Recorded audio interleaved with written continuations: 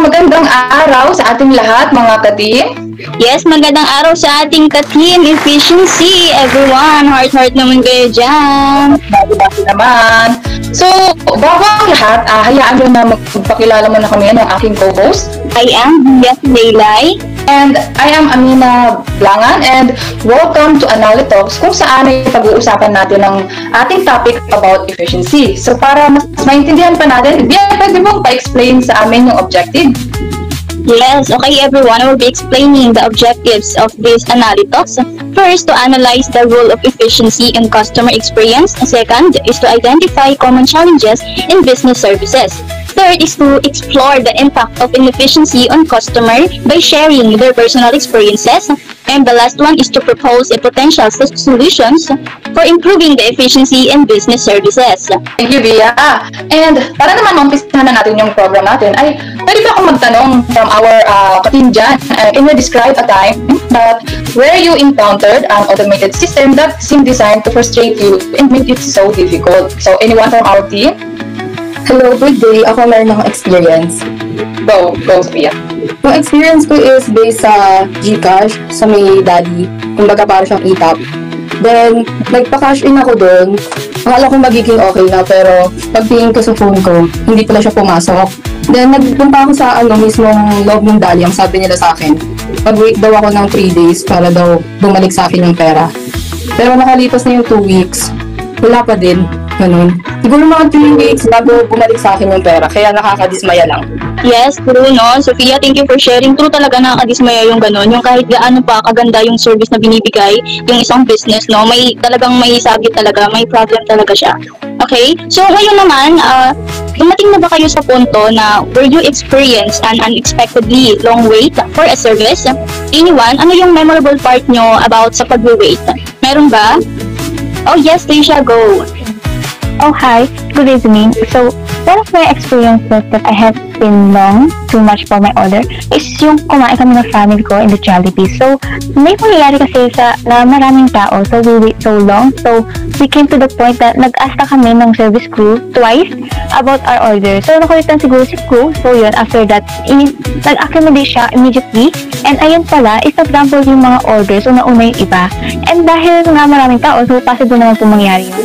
And usually kapag naman nagtatanong sa crew, doon sa experience ko kasi kapag nagtatanong sa crew is sinasagot naman nila agad at ginaguide naman kami kung nasan yung hinahanap namin. So yun lang po. So, ayun, no, Trisha, no, maraming salamat sa pag-share mo, no. So, ano din talaga, no, na-experience natin yan as petitions talaga, pag usapang pagkain, iba na talaga. And, ngayon, nasa session nila niya, parang na-accommodate and sasagot naman ng maayos yung mga inquiries nila pag mag-follow up sila ng mga order nila. So, syempre, no, kung mayroong ganyang scenario, yung pipila ka ng pagkatagal-tagal, how about naman kapag sa mga online purchases, meron bang time na yung simple online purchases is turned into a logistical nightmare? Yes, John Mark. Yes, good day, Bia and Lina. So in my case, umorder ako ng wireless earphone sa Lazada. So chinek ko muna yung mga picture and reviews, okay naman.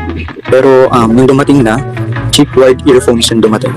So ayun, halata yung pagka-peke. So nag-file ako ng return and refund. Pero naging mahaba at nakakalito yung proseso. Kasi paulit-ulit silang humihingi ng proof at saka mabagal din mag-respond. So umabot siya ng halos 2 weeks bago na-approve yung refund ko. At dahil dito, dapat maging maingat tayo sa pagbili, especially kapag mga online yung pinabibilan natin. Yes, no, partner, I agree with what John Mark said. Kasi kapag online talaga, hindi ka dapat basta-basta magbibigay yung trust mo, no? Kasi naranasan ko rin yun, syempre. I know, some of you relate dun sa sinabi ni John Mark na minsan nasa-scam tayo sa online, sa Shopee, mapa-Facebook, o kahit anong platforms man yan, di ba? So, may gusto lang din akong itanong, pero gusto ko kasi may nakita ako dito, si Keslin. Si Keslin gusto kong sumagot. Keslin? Hi, Keslin. Yes, hi, good evening. Hi. So, Keslin, I have one question for you. Okay lang ba? Sure. Go ahead. Okay, so Kislin, have you ever experienced a situation where a quick transaction at a physical location turned into a lengthy ordeal? What caused the delays? Ano yung cause ng delays na yun? May experience ka ba? Yes, I've had experience before. So, bank transactions siya, and this happened habang nagdi-deposit. Though hindi naman siya sobrang tagal, pero nag-antay pa rin for like 10 minutes. Short lang siya, pero since I have work, every minute is important for me. So, yung naging cost niya is yung mga nauna sa aking depositor, magde-deposit din. I think it's first time nila mag-deposit and hindi nila gaano gamay kung paano yung mga gagawin nila, and that time pa walang nag-a-assist na teller, kaya lalong tumagal kasi guard lang yung nag-a-assist that time. Medyo relate ako kay Kislin Joy, no? Kasi pag sinabi natin efficiency, parang sa empleyado, kailangan ano talaga, pag nakikita mo yung isang empleyado ng efficiency, na efficient yung isang empleyado is, ano talaga, parang malaking bagay yun para sa mga empleyado na kagaya natin na every minute is very mahalaga talaga. And ito naman, tanongin naman natin yung mga audience natin dyan. So, is there a time na you encountered a platform that was incredibly difficult to navigate, and what made it so confusing? So, yung mga audience natin dyan, comment naman. Oh, yeah. Yes, may nakita ako dito sa chat box natin, no? Basahin ko lang yung sinabi ni Von Cyrez. So, sabi niya, yes po, may time na nahirapan akong gamitin yung SSS, yung Social Security System website daw. Ang daming tabs at options na parang magkapareho lang, kaya ang hirap hanapin yung specific service na kailangan ko. Walang clear instructions at minsan pa naglo-load ng matagal o nag-i-error bigla.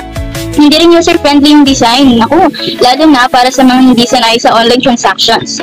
Sana mas gawing simple at direct to the point yung mga ganitong platforms para mas accessible sa lahat.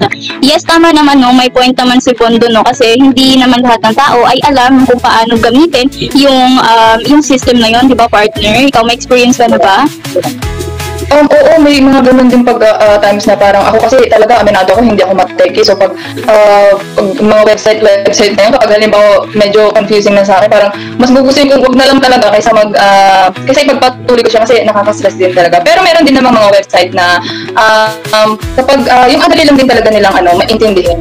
Ganon. So, yun. Thank you, Von, sa pag-share ng iyong experience. So, how about naman yung iba nating audience dyan, no? So, tell us about a time when you had to deal with a confusing customer service process and what it's so difficult to resolve your issue, no? So, anyone can answer? Siguro unahan ko na muna, no, partner, Bia. Yung parang may kailangan kami, magbabakasyon kami, and kailangan namin, if familiar kayo sa Alps bus, ganun. So, alam natin na parang pag mga holiday peak talaga is kailangan mag-book ka na talaga to reserve your seat. So, parang ang hirap nilang hanapin kung saan yung terminal nila and all, ganun. And meron silang guide, pero pag pumunta ka sa nila, sa website nila, parang ang dami pa din yung kagaya ng sagot ni Von kanina, no, partner. So ayun, ang hirap lang din. So ako, as nga sabi ko kanina, hindi ako mateki. Pag mga ganung bagay, tinitigilan ko na lang. So ang ending nun, minotor na lang namin hanggang Batangas talaga.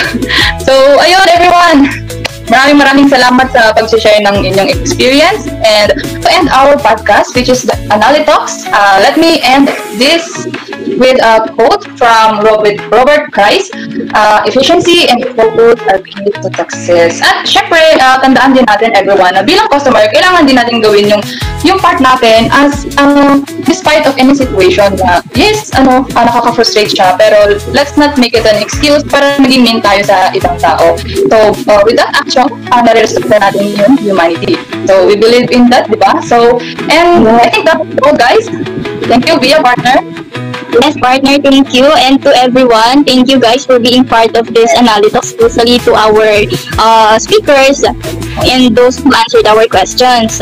And that would be all. So thank you, everyone.